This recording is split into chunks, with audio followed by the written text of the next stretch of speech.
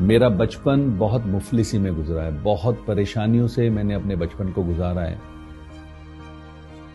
जब भी मैं इन तंग गलियों में से गुजरता हूं तो मुझे हमेशा वो बचपन याद आता है।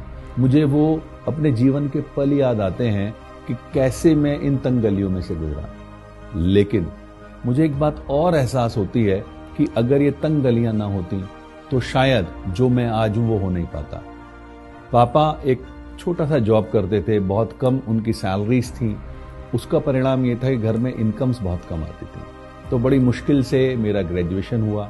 पढ़ाई के साथ साथ जब मैंने कंपटीशन की तैयारी की तो अचानक से मुझे जॉब्स मिलने शुरू हुए।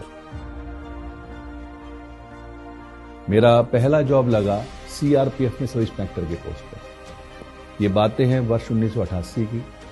वहां मैंने जॉब किया करीब 2 साल 8-9 महीने के बीच में, और उसके बाद मैं आ गया घर वापस। मैंने पढ़ाई की और मेरा दिल्ली पुलिस में सिलेक्शन हो गया।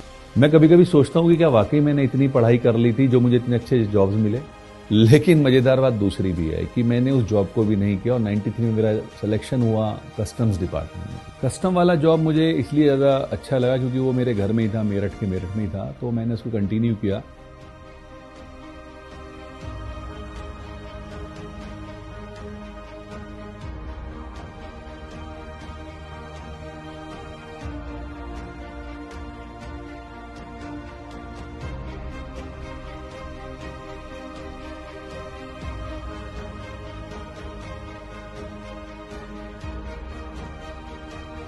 लेकिन इसी बीच में फिर मेरी शादी हो गई। अब शादी के बाद बच्चे तो जिम्मेदारियां बढ़ी और अल्टीमेटली एक बात समझ में आ गई मुझे फिर कि जॉब एक ऐसी व्यवस्था है जिसमें आप भूखे रह नहीं सकते पर कभी तरक्की कर नहीं सकते।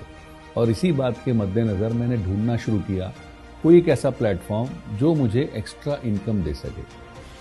And I am thankful to the person mister JK Gupta. Unfortunately आज वो हमारे साथ नहीं है, बट यस, वर्ष 2004 में वो मेरे लिए एक देवता के रूप में सामने आए।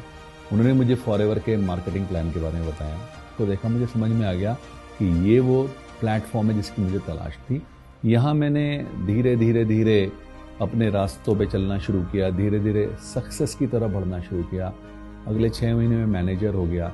तो मुझे एक बात समझ में आ गई, तरक्की नहीं मिलने वाली है। वर्ष 2016 में जब मैंने इनकम्स का आकलन किया तो मुझे लगा कि यार एक तरफ मुझे विभाग से करीब 10 लाख रुपए सालाना सैलरी मिलती थी, लेकिन उस साल की मेरी आईटीआर जो फॉरएवर के बदौलत थी वो करीब 34 लाख की थी। तो मैंने डिसीजन लिया किसी और को मौका देते हैं सरकारी नौकरी करने का, और मैंने क्विट किया।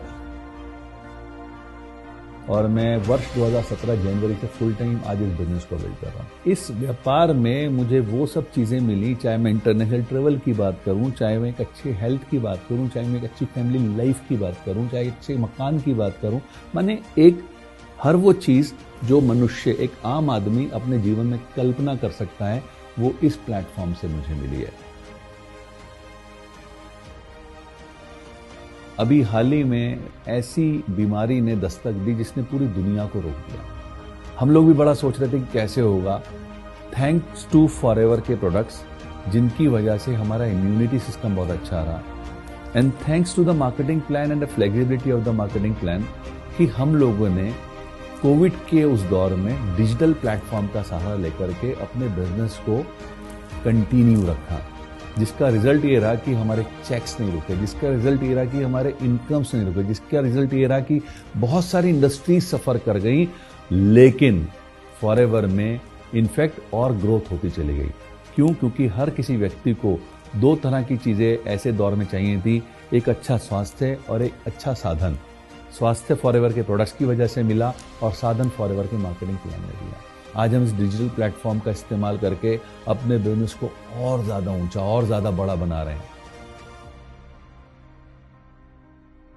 मुझे सपने देखना अच्छा लगता है, मुझे लोगों को सपने दिखाना अच्छा लगता है और उन्हें पूरा करने में उनकी हेल्प करना अच्छा लगता है। मैं हूं सपनों का सौदागर, मैं हूं फॉरएवर।